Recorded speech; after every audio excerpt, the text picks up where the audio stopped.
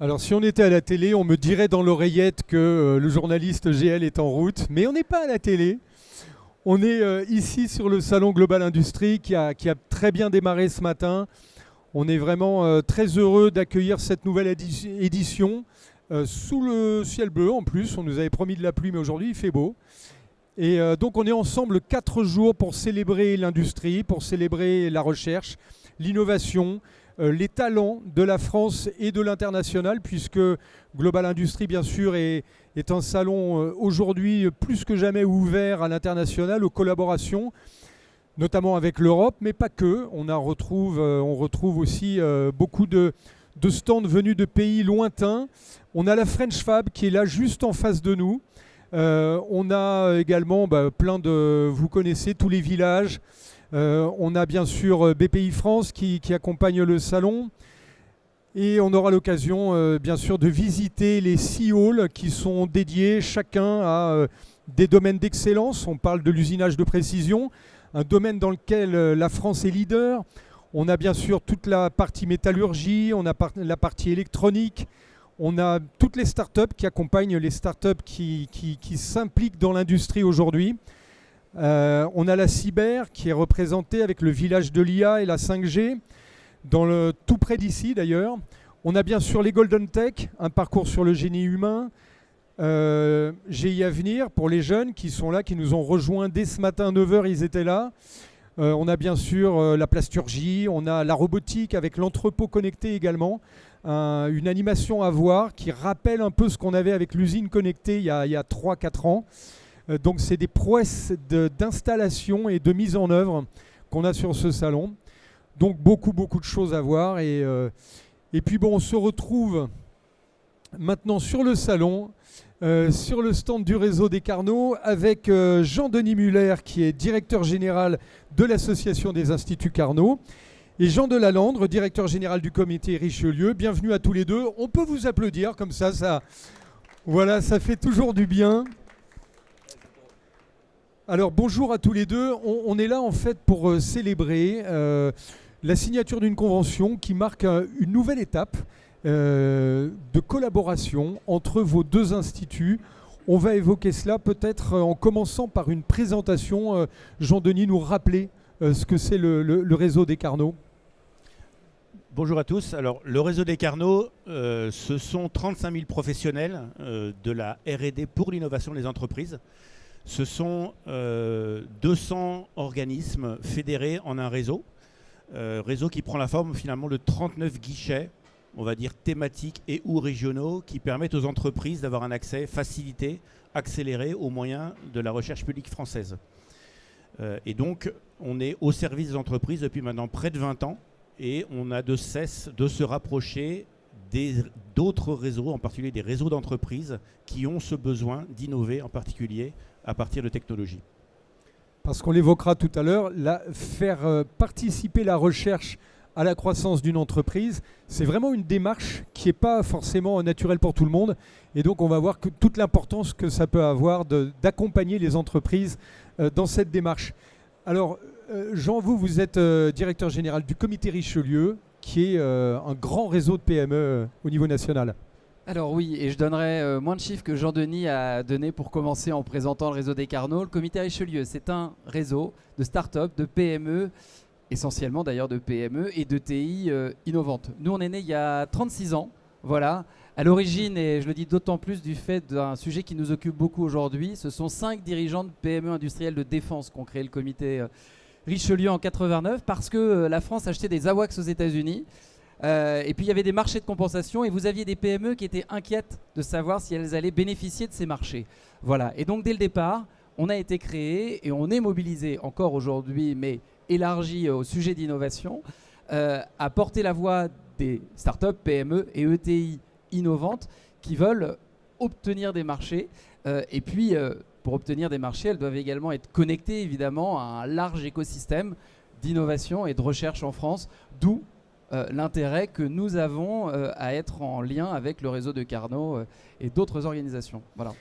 Ça offre une complémentarité parfaite, la présentation que vous venez de faire. Et l'objet en fait de vos deux réseaux, c'est finalement une une parfaite adéquation en fait dans les besoins des uns et des autres.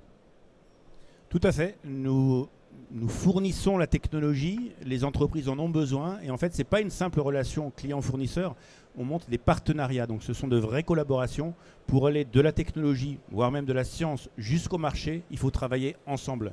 Et c'est pour ça que les rapprochements entre nos deux réseaux sont fondamentaux.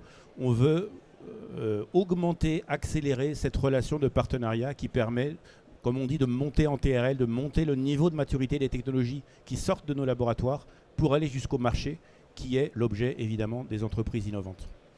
Alors vous avez pu pointer cette complémentarité suite à la parution de l'Observatoire annuel. Chaque année, vous faites un constat au comité Richelieu, un grand panorama voilà, de ce qui se passe avec cet observatoire.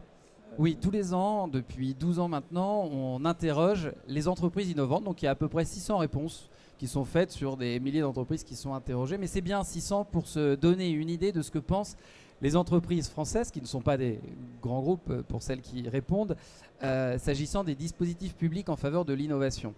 Et évidemment, on balaie largement ces dispositifs. Ça va de la question de la fiscalité aussi au process d'achat public, la question du financement, la question d'écosystèmes type Fresh Tech, mais aussi on évoque la question de la recherche partenariale.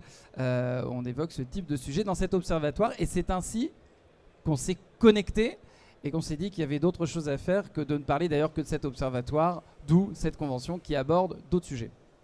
Très bien. Alors dans les autres sujets qui vont être mis noir sur blanc en fait dans cette convention, il y a notamment cette idée de produire et d'écrire ensemble à quatre mains, on va dire, un guide des bonnes pratiques pour justement favoriser la recherche, la connexion entre la recherche et les PME. Alors la recherche partenariale, et Jean, je pense, appuiera mon propos, ça n'a rien d'évident. Ce sont des objets sur mesure. À chaque fois qu'on monte un partenariat, c'est une relation personnelle entre une entreprise et un laboratoire, voire entre deux personnes. Donc il y a une énorme notion de confiance qu'il faut instaurer.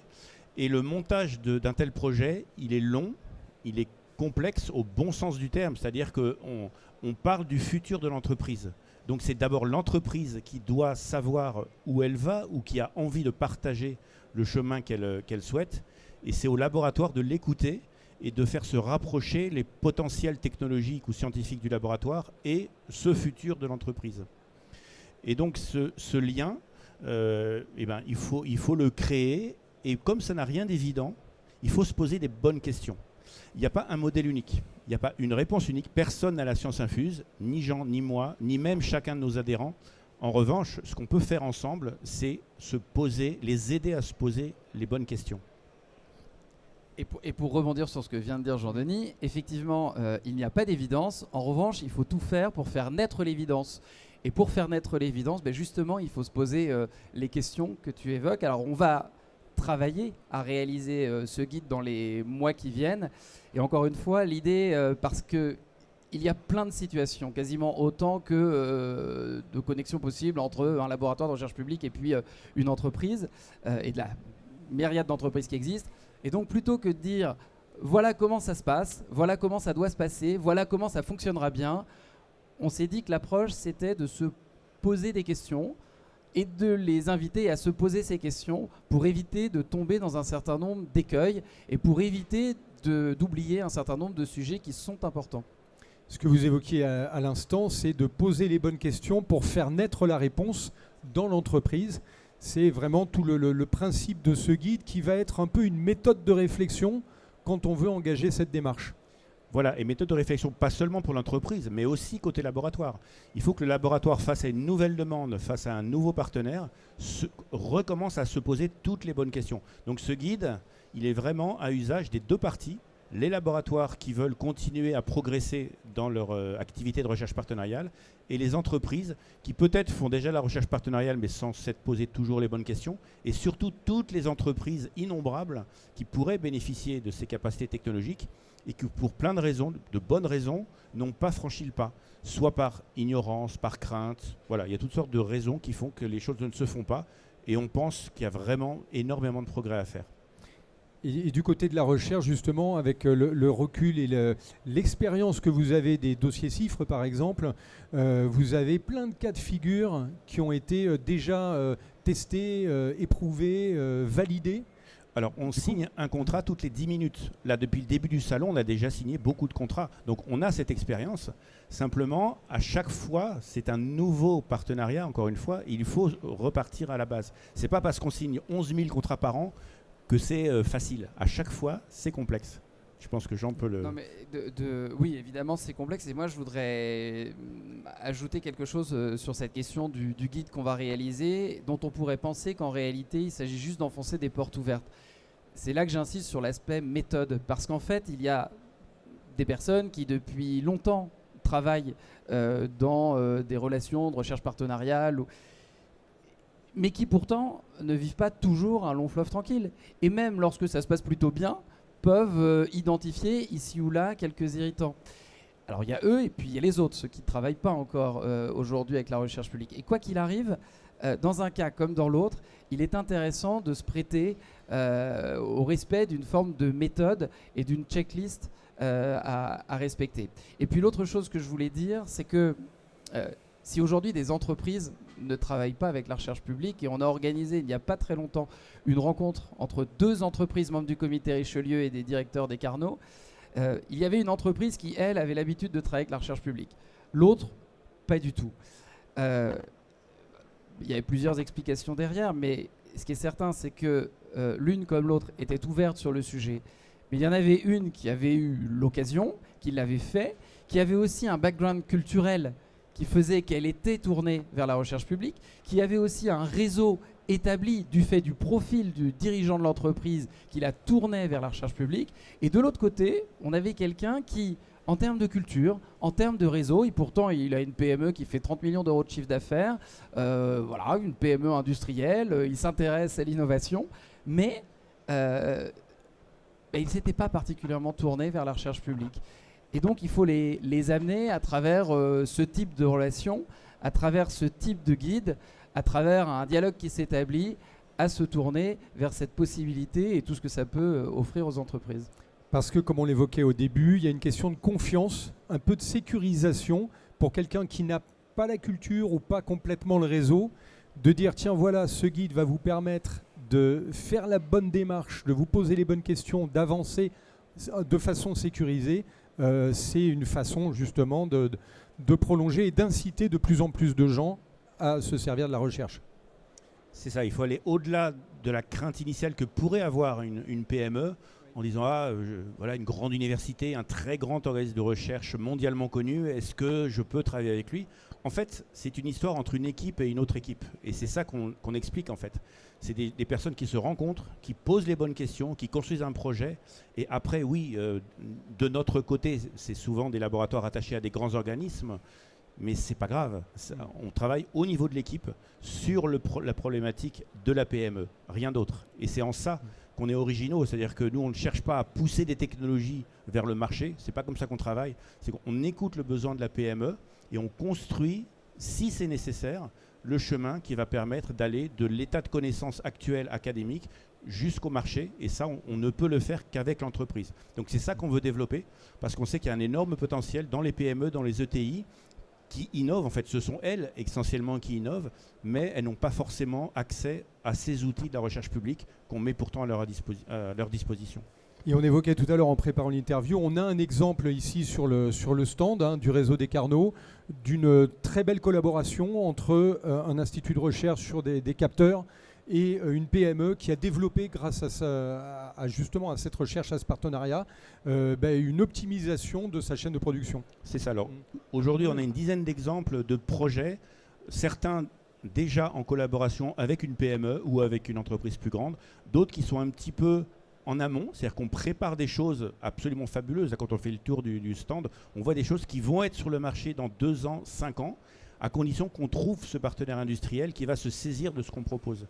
Et donc effectivement, ça peut tout à fait être une PME. Et l'avantage, c'est qu'une PME, à la limite, qui n'a même pas de compétences dans certains domaines, l'IA par exemple, mais ça pourrait être n'importe quoi d'autre, tout de suite est au meilleur niveau mondial en travaillant avec nous. Et elle la met à égalité du point de vue technologique avec un grand groupe qui aurait internalisé ces compétences. Et c'est aussi pour ça qu'on pense que notre accord va permettre de monter vraiment, j'allais dire, en compétences et en compétitivité des entreprises qui peut-être n'en rêvaient pas et qui vont se mettre à rêver en travaillant avec nous. Voilà, on va ouvrir sur le rêve. Cette signature intervient dans un contexte géopolitique aujourd'hui assez particulier. C'est une belle opportunité quelque part, tout ce qui se passe, on le sait, on le suit jour après jour, peut-être même voire heure après heure. Tous ces bouleversements aujourd'hui vont donner très certainement un champ à la fois à la recherche et à la fois à des retrouvailles avec justement la performance et l'excellence française des PME et de l'innovation française, Jean. L'actualité brûlante ne doit pas nous faire oublier l'actualité qui est un peu encore Long terme. chaude ou tiède. Non, mais l'actualité juste avant, parce que là, on a oublié qu'il y a quelques temps, on entendait parler d'une potentielle remise en cause du CIR, et d'ailleurs, il est en partie remis en cause, de la quasi-suppression du statut de jeune entreprise innovante, de la suppression du crédit d'impôt innovation, autrement dit, d'un bon coup donné à des dispositifs qui soutiennent les entreprises, parce que pour que vous puissiez travailler avec des entreprises, il faut que ces entreprises, elles existent, et pour ça, il faut qu'il y ait quand même quelques dispositifs d'accompagnement d'entreprises innovantes. Et donc, ce que j'allais dire, c'est que ça, c'est une brique. C'est une brique, le sujet qu'on a évoqué, mais pour bien construire l'édifice, on a besoin de plusieurs briques. Et donc, il y a d'autres combats à mener. Et pour le coup, je pense que vous, comme nous, on est aussi des acteurs mobilisés pour que la question de la fiscalité, la question du financement de l'innovation et de la R&D dans notre pays ne soit pas mis au second plan. Mais pour le coup, peut-être que l'actualité qui, elle, est brûlante, nous rappellera que ces sujets ne doivent pas être mis au second plan. Excellent. Jean-Denis. Tout à fait, oui. Bon, on parle de souveraineté. Ouais. Là, il est question de ça. C'est-à-dire que sur le territoire français, on a quasiment 99% des technologies utiles pour les entreprises innovantes. Donc, de temps en temps, c'est peut-être pas la peine d'aller chercher aux États-Unis ou en Chine ce qu'on a dans nos laboratoires. Il faut juste faire cette démarche de partenariat plutôt que d'aller acheter sur étagère. Nous, c'est ce qu'on pense et c'est ce qu'on essaye de promouvoir. Et on est très heureux qu'effectivement le comité Richelieu ait la même envie de travailler ensemble parce que c'est comme ça qu'on va s'en sortir. Maîtriser les technologies avec des acteurs qui concourent à une même souveraineté européenne. Eh bien, sur ces bons mots, je vous invite peut-être à signer cette convention de collaboration. Le stylo est là, allez, à vous l'honneur. Jean, donc pour le comité Richelieu, naissance d'un partenariat qui va se jouer dans la durée. Voilà, on va peut-être ensuite... voilà, on va montrer cette convention pour les photos, pour le film, pour la postérité. Excellent. Voilà, c'est une première étape formidable entre vos deux réseaux. Et le guide donc, la poignée de main, c'est super. Voilà le début. On vous souhaite plein de bonnes choses, de beaux projets, une très belle continuation et puis voilà, plein de projets menés ensemble. Peut-être un mot sur le timing. Ce guide, on le prévoit dans combien de temps ? Comment ça va se dérouler dans le temps ? Est-ce qu'il y a déjà un planning ou pas encore ? Oui, bien sûr. Oui. Alors, oui.